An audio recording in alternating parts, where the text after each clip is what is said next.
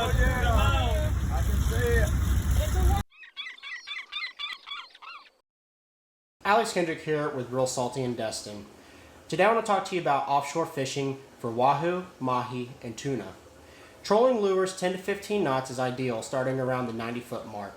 Keep an eye out for weed lines and large patches of grass. You never know what's below them. Now, whenever I see grass patches, I like to stop and sight fish for the Mahi, Tuna, Wahoo, and triple tail. For Mahi, I like to keep a light pitch rod with 20-pound fluorocarbon and a 2/0 circle hook.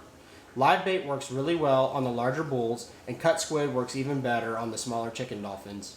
If lures are your thing, I prefer the Yozuri Crystal Minnow, and honestly, color doesn't matter. Pitch around the weed lines or patches and look deeper down for bigger Mahi.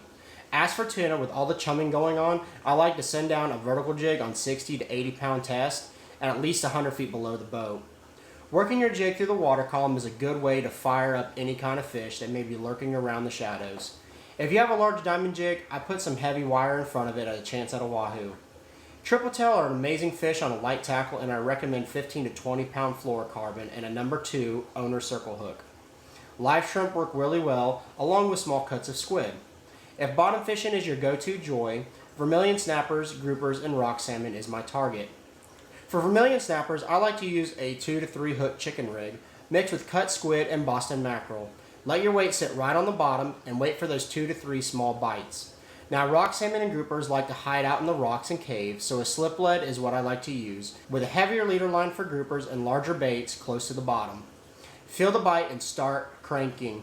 The first 20 to 30 feet are the most important, so don't stop reeling.